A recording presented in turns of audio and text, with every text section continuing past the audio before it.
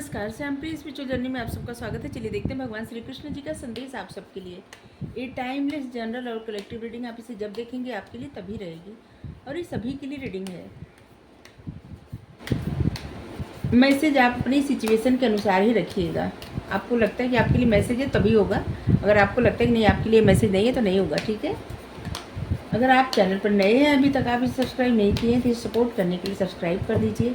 अगर सब्सक्राइब कर दिए थैंक यू सो मच, दिल से धन्यवाद, शुक्रिया। बेल जरूर प्रेस करिएगा जिससे हम जो भी रीडिंग ले आए आप तक सबसे पहले पहुंचती रहे। हमारा एक और चैनल है, आप चाहें तो उसे सब्सक्राइब कर सकते हैं। उसका कंटेंट देखिए, उसका लिंक डिस्क्रिप्शन में है, ठीक है। अगर आपको पसंद आए तो ज़रूर सब्सक्राइब कर लीजिए, लेकिन पहले पूरी वीडियो देखिएगा ज़रूर, ठीक है। Overcoming fear,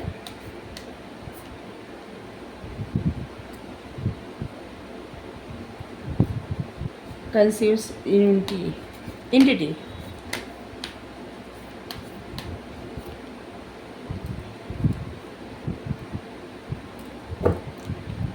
secrets of secrets, रहस्यों के रहस्य। सभी के स्रोत परमात्मा ही हैं, रहस्यों के रहस्य हैं। इस हम सबको जानते हैं। पहले क्या थे, 100 जन्म पहले क्या थे, 1000 जन्म पहले क्या थे, लेकिन हम में से कोई नहीं जानता इनको, पूरी तरह से कोई नहीं जानता।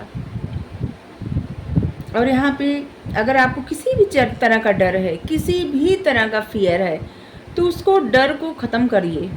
ये डर ख़त्म करने का कार्ड है, ओवरकमिंग फियर। यहाँ पे क्या होता है ना, कभी कभी इंसान क्रोध में, ईर्ष्या में, चिढ़ में या फिर घबराहट में, ठीक है, किसी भी चीज़ में, मतलब कोई ऐसा निर्णय ले लेता है कि जहाँ पे कभी कभी उसको पछताना पड़ता है। और यहाँ पे कहा जा रहा है कि आप कोई भी ऐसा निर्णय न लें जहाँ पे आपको पछताना पड़े। जिसे यहाँ पे कृष्ण भगवान जी जब देखते हैं अर्जुन को कि अर्जुन भीष्म पितामह से युद्ध करने में, जैसे ना उनको मारने में अर्जुन को बुरा लग रहा था, वो मारना नहीं चाहते थे, और भीष्म पितामह मतलब बाणों पे बाण चलाए जा रहे थे, उनको वो हरा नहीं पा रहा था, और बहुत सारे योद्धा सैनिक मारे जा रहे थे भीष्म पितामह की वजह से, क्योंकि भीष्म पितामह बहुत बड़े योद्धा थे। तो भगवान जी अर्जुन से कहते हैं कि तुम भीष्म पितामह को नहीं मारना चाहते, मत मारो, लेकिन इतने सारे सेना का विनाश मैं नहीं देख सकता, और एक लोग के जीवित रहने के लिए इतने सारे लोग को मरना पड़े, इससे अच्छा हम ही उनको मार दें। और इस तरह भगवान अपनी जो प्रतिज्ञा रहती है उसको प्रतिज्ञा तोड़ के रथ लेके दौड़ते हैं मारने के लिए भीष्म पितामह को, और भीष्म पितामह अपना धनुष बाण रख देते हैं उनके सामने और नमस्कार करके बोलते हैं, भगवान आपकी कितनी दया है, जो हमारे लिए आप आए, आपने अपनी प्रतिज्ञा तोड़ दी। और भीष्म पितामह इसीलिए उग्र युद्ध कर रहे थे, क्योंकि उन्होंने कहा था कि हे माधव, मैं आपकी प्रतिज्ञा तोड़वा के ही रहूँगा।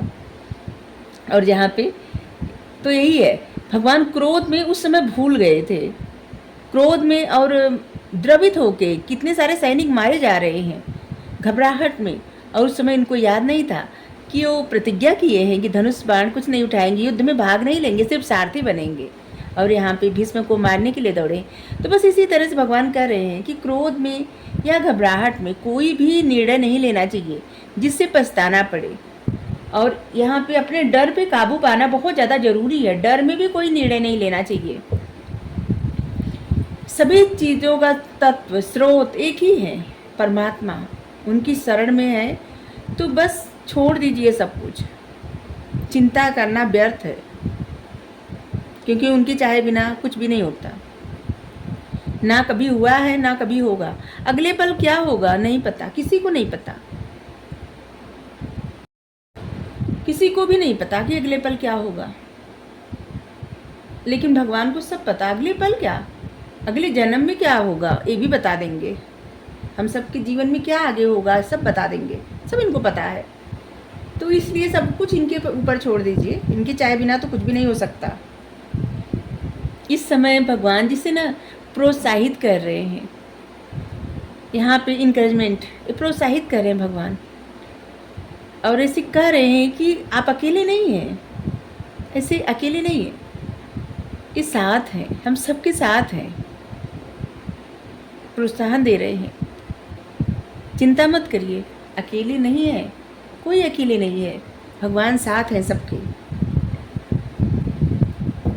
व्यर्थ की चिंता त्याग दीजिए।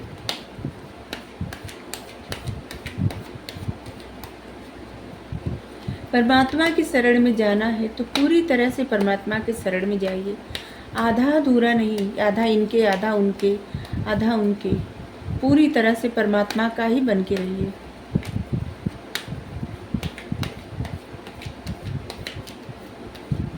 या तो परमात्मा को ही हर किसी में देखिए, क्योंकि सभी के हृदय में, सभी के सोल में, आत्मा में परमात्मा ही विराजमान है। अगर परमात्मा चले जाते हैं आत्मा से तो फिर कोई भी शरीर को नहीं रखना चाहता, जिसको कोई बहुत बहुत मानता है। और अभी हमारे प्राण चले जाए, आत्मा में सिर्फ परमात्मा निकल जाए, तो इस शरीर को कोई रखेगा नहीं रखेगा। डरने लगेंगे, जो लोग मानते हैं ना उनको डर लगने लगेगा हमारे पास बैठने से। हम वही रहेंगे, क्या नहीं रहेगा, सिर्फ वही आत्मा में से परमात्मा का चले जाना, बाकी सब कुछ वही रहेगा।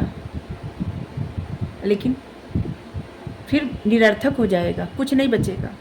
तो परमात्मा हर जगह है, हर किसी की आत्मा में परमात्मा है। जीवन की जो भी एक्सपीरियंस है, आप जो भी चाहते हैं उस तरह से अपना जीवन बता सकते हैं, लेकिन व्यर्थ का रोना धोना, परेशान होना, ये सब शोभा नहीं देता।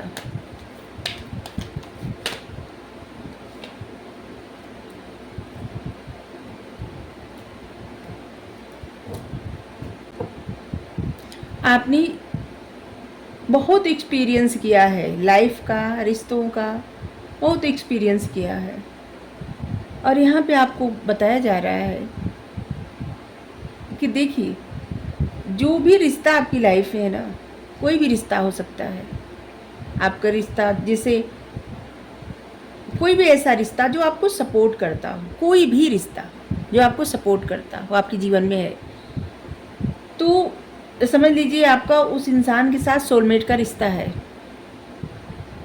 और वहाँ पे भगवान इन बातों पे ध्यान देने के लिए कह रहे हैं, जिससे हमेशा ऐसे अपने आप को डाउन, ऐसी एनर्जी में थे ना, तो अब आप ऐसी एनर्जी में नहीं रहने वाले हैं। इस एनर्जी से भगवान आपको निकाल रहे हैं, जो कि जानते हैं आगे आप प्रसन्न होने वाले हैं, आगे आप खुश होने वाले हैं, आप किसी से मिलने वाले हैं, किसी से जुड़ने वाले हैं। आपके जीवन में कुछ ऐसा होगा जहाँ से आप एकदम सपने देखेंगे, खुश रहेंगे या खुश रहेंगे। आप जो लोग भी रीडिंग देख रहे हैं, आपके जीवन में अगर आपका किसी के साथ कुछ भी ऐसा है, कोई भी ऐसा आपके जीवन में जो सपोर्ट करता, कोई भी हो सकता है, आपका दोस्त, आपकी पत्नी, आपके पति, आपके लवर, कोई भी हो सकता है, तो उसके साथ आपका रिश्ता में अगर कोई खटास आई थी तो वो रिश्ता बहुत ज़्यादा स्ट्रांग बनने वाला है। आपको अपने जीवन से बहुत ज़्यादा एक्सपीरियंस मिला है, और उस एक्सपीरियंस के बल पे आप कुछ भी करने के लिए तैयार हैं। आप कुछ भी मैनिफेस्ट कर सकते हैं, जैसे चाहे वैसी ज़िंदगी बना सकते हैं।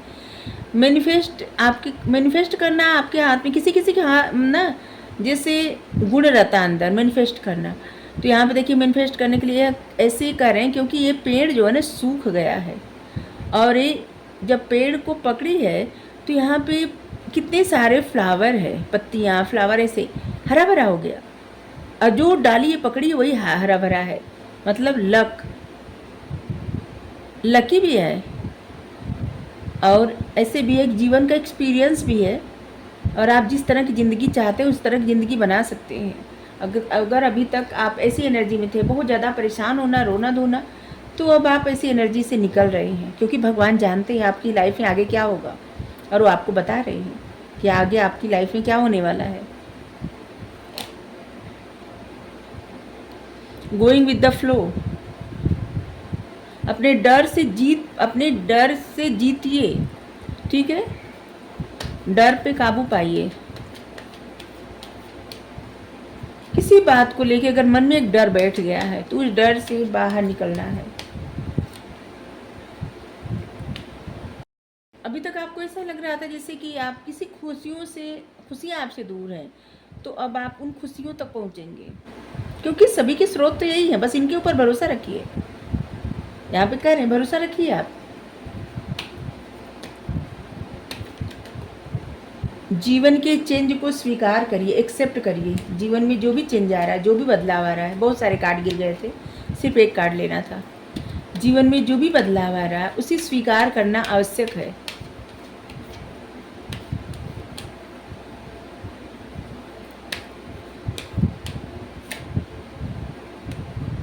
इनोसेंस,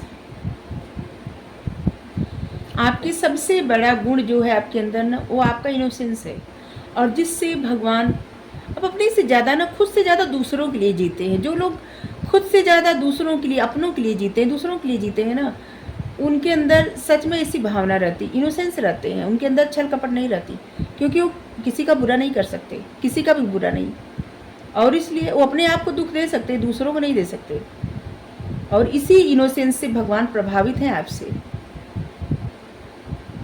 यहाँ पे आप खुद बर्डन लेते हैं, खुद के ऊपर बहुत ज़्यादा बोझ लेके, लेकिन दूसरों को नहीं, अपनों को दुखी नहीं कर सकते, दूसरों को दुखी नहीं कर सकते। और इसीलिए भगवान कह रहे हैं कि आप प्रसन्न रहिए। आपके लिए आपकी मैसेज है, यहाँ पे आपके लिए मैसेज है कि देखिए, आप प्रसन्न रहिए। आपके अंदर जो इनोसेंस है ना, इससे परमात्मा प्रसन्न है, और आप जो डिजर्व करते हो वो आपको ज़रूर मिलेगा।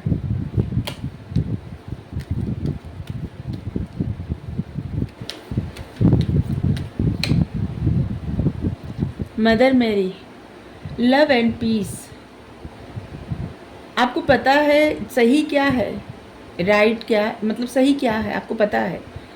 आप अपने जीवन में जो है पीस चूज़ करिए, चुनिए पीस। इस समय जो भी पॉसिबल हो, जिससे आपको हीलिंग मिले, वही करिए। जो भी पॉसिबिलिटी हो, जो भी पॉसिबल हो हीलिंग के लिए, वो करिए, ठीक है। अगर आपको रीडिंग अच्छी लगी ज़रूर बताइए। Thank you so much. Radhe Radhe.